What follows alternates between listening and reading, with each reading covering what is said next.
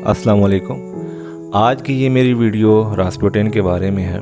बहुत से लोग इस नाम से वाकिफ़ हैं और बहुत से लोग इस नाम से वाकिफ़ नहीं हैं।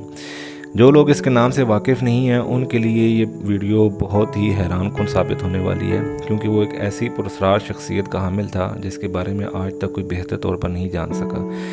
और जो लोग इसके बारे में जानते हैं वो भी कुछ ऐसे हक़ाइक़ से लाइल्म हैं जो कि रास्पुटिन के साथ जुड़े हुए हैं।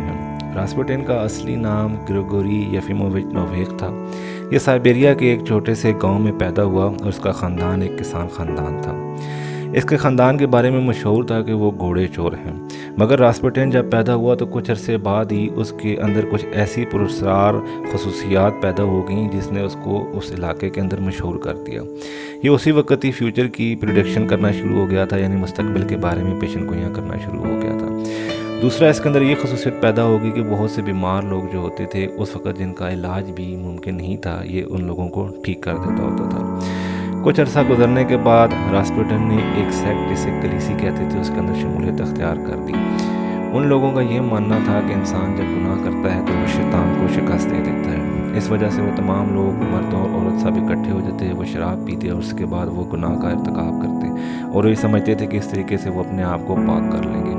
कुछ अरसा बाद रास्पुटिन ने अपने गांव को छोड़ दिया और वो जंगलों और बियाबानों में चला गया। यहाँ मैं आपको ये बताता चलूँ कि साइबेरिया के जो जंगलात हैं वो आम जंगलात से बिल्कुल मुख्तलिफ हैं, क्योंकि उन जंगलों के अंदर भेड़िए, चीते, शेर और बहुत ही ख़तरनाक किस्म के जानवर पाए जाते हैं। इस वजह से जब रास्पुटिन वापस आया तो उसका हुलिया बिल्कुल बदल चुका था। उसकी दाढ़ी लंबी हो चुकी थी और जब गाँव में वो आता गया तो उसकी पुरस्कार जो ताकतें थीं वो अपने रूप पर पहुँच चुकी थी। वहाँ के लोग उससे बहुत ज़्यादा मुतासिर होना शुरू हो गए। जब रास्पुटिन ने यह समझा कि शायद फेथ हीलर या लोगों को मुस्तकबिल के बारे में पेशन गोइयाँ करने से उसका काम नहीं चलेगा, तो उसने अपने आप को चर्च के साथ मुंसलिक कर लिया। चर्च के साथ मुंसलिक करने का उसका मकसद ये था कि जो वहाँ के मजहबी हल्के हैं उसके अंदर भी उसकी रसाई हो जाए। वक्त गुजरता गया। इसी दौरान उसने सोचा कि क्यों ना वो अपने आप को इस गांव से निकलकर बड़े शहरों में जाए। तो सेंट पीटर्सबर्ग जो उस वक़्त रशिया का दारुल खिलाफा था, रास्पुटिन वहाँ पे चला गया। उस ज़माने में निकोलस II जो ज़ार था उसकी हुकूमत थी रशिया के ऊपर और उसकी 4 बेटियाँ थीं। इसी दौरान उसके यहाँ एक बेटा पैदा हुआ, लेकिन बदकिस्मती से उस बेटे के साथ ये मसला पैदा हुआ कि वो हीमोफीलिया जैसे मोज़ी मर्ज़ में लाहक हो गया। हीमोफीलिया एक ऐसा मर्ज़ है जिसके अंदर ब्लड की क्लॉटिंग नहीं होती, यानी कि अगर ज़ख़म लग जाए तो खून इतना ज़्यादा बहता है कि वो रुकता नहीं है। जो ज़ार की बीवी थी अलेक्जेंड्रा, वो बहुत ज़्यादा सुपरस्टिशियस थी, वो तोहमात पर यकीन रखती थी। जब उसको पता चला कि एक ऐसा शख्स मौजूद है जो बिल्कुल लोगों को ठीक कर देता है और उसके अंदर बहुत ज़्यादा माफूकुल फितरत ताकतें हैं, तो उसने रास्पुटिन को अपने पास बुला लिया। इसी दौरान जो उनका एक ही बेटा था जो कि तख्त नशीन होना था और वारिस था ख़ानदान का, अलेक्सी, उसको बीमारी लाहक हो गई। उसका खून रुकना जो है वो जारी होना शुरू हो गया और उसका खून बंद नहीं हो रहा था। रास्पुटिन वहाँ पर गया और जब उसने जाकर उसका इलाज किया और साथ ही उसने ये भी मना कर दिया कि आपने डॉक्टर्स को नहीं बुलाना और किसी किस्म के रिवाज यूज़ नहीं करनी। अलेक्सी तंदुरुस्त हो गया। इसके साथ ही इसका बादशाह के ऊपर और अलेक्जेंड्रा जो उसकी बीवी थी, जो मलका थी, इतना असर पड़ा कि उन्होंने रास्पुटिन को अपने पास रख लिया। यहाँ पर रास्पुटिन का काम शुरू हो गया और रास्पुटिन ने इसके साथ ही वो अपनी तमाम तर ताकतों को इस्तेमाल में लाना शुरू कर दिया जिनका वो हामिल बचपन से ही था। उसने लोगों को ठीक करना शुरू कर दिया और साथ साथ ही रूस के जितने भी मामला थे उसमें दखलंदाजी शुरू कर दी। वो लोगों को अपनी मर्ज़ी से चर्च के अंदर अपॉइंट करता, पादरी उसके मर्ज़ी के होते और बड़े बड़े ओहदों पर मौजूद लोग उसकी मर्ज़ी से आते थे। इसके अलावा यहाँ पर उसने अपनी प्रैक्टिस जारी रखी और जो ख़वातीन थीं, जो औरतें थीं, वो उनको बुलाता और जो उनका कलीसी सेक्ट था जिसके अंदर जो है वो गुनाह का इर्तिकाब करने के बाद खुद को पाक समझा जाता था, उसने ये प्रैक्टिस शुरू कर दी। ये बातें आहिस्ता आहिस्ता फैलना शुरू हो गई और उसके हाज़रीन की तादाद में इजाफा होता गया। करते करते वक्त के साथ साथ एक ऐसा वक्त भी आया कि जब उसके ऊपर एक हमला किया गया। जब उसके ऊपर हमला किया गया तो उस औरत ने खंजर रास्पुटिन के पेट के अंदर घोंप दिया और उसकी आंतें बाहर आ गईं, मगर हैरान कौन तौर पर रास्पुटिन बच गया। उसके बच जाने के बाद लोगों को उसका रोब लोगों के ऊपर और ज़्यादा पड़ गया और लोग उससे और ज़्यादा मुतासिर हो गए। लेकिन बहुत से लोगों ने समझना शुरू कर दिया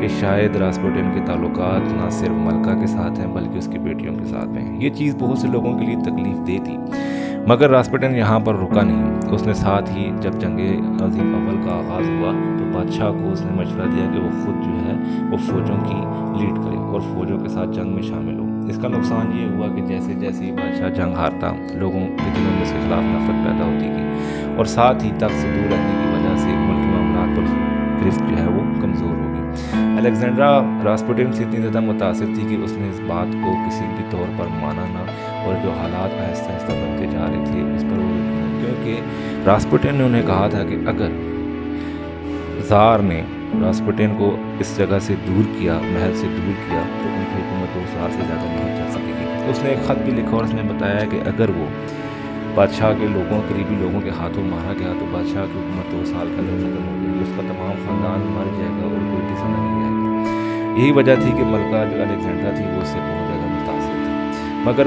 بہت سے لوگ جو یہ سمجھتے تھے کہ راسپوٹن کی وجہ سے رشیا کی حالت جو ہے وہ دن بدن کمزور ہوتی جا رہی ہے اور وہ جنگ ہارتا گیا ہے، لوگوں نے منصوبہ بنایا کہ کیوں نہ اس کو قتل کر دیا جائے۔ جو نیکولس II تھا، اس کا ایک بھانجا جس نے اس کی بھتیجی کے ساتھ شادی کی ہوئی تھی اور اس کا ایک کزن، انہوں نے منصوبہ بنایا کہ کیوں نہ ہم راسپوٹن کو قتل کر دیں۔ اس وجہ سے انہوں نے راسپوٹن کو اپنے پاس گھر میں بلایا اور سائنائڈ کی بہت زیادہ مقدار پیسٹریوں اور وائنز کے اندر ڈال دی۔ وہ مقدار اتنی زیادہ تھی کہ وہ کسی بھی ہاتھی کو قتل کرنے کے لیے کافی تھی، جان سے مار دینے کے لیے کافی تھی، مگر راسپوٹن وہ پیسٹریز اور وائن پینے کے بعد بھی اس پر کسی قسم کا اثر نہ ہوا۔ یہ بات دیکھتے ہی جو فیلکس، جو بھتیجا تھا جس نے بادشاہ زار کی کزن کے ساتھ شادی کی ہوئی تھی، اس کو غصہ آ گیا اور اس نے بندوق نکال کر گولیاں مارنا شروع کر دیں۔ پہلی گولی راسپوٹن کے سینے پر لگی مگر وہ مرا نہیں، اور 1 گھنٹے بعد جب دوبارہ اس کی لاش دیکھنے کے لیے گئے تو راسپوٹن نے آنکھیں کھولی اور وہاں سے بھاگ کھڑا ہوا۔ اس نے اس کے بعد بھی 2 گولیاں چلائیں مگر راسپوٹن کو کچھ نہ ہوا اور 1 گولی اس کے سر پر لگی۔ اس کے باوجود راسپوٹن بھاگتا رہا اور ایک موقع پر تو اسے پلٹ کر گریبان سے بھی فیلکس تھا اس کے گریبان سے پکڑ لیا۔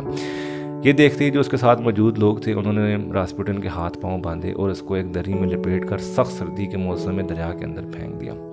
کچھ دنوں بعد جب راسپوٹن کی لاش نکلی اور اس کا پوسٹ مارٹم کیا گیا تو پتہ چلا کہ اس کی موت پانی کے بہت زیادہ پانی جب اس کے جسم کے اندر داخل ہو گیا، اس کے پھیپھڑوں کے اندر، تو موت واقع ہوئی، یعنی کہ راسپوٹن گولیاں لگنے اور زہر کی وجہ سے بھی مرا نہیں۔ یہ ایک ایسا کردار تھا جس نے روس کو نہ صرف تباہ کیا بلکہ اپنی پراسرار شخصیت کی وجہ سے پورے رشیا پر اس کا اثر بھی رہا۔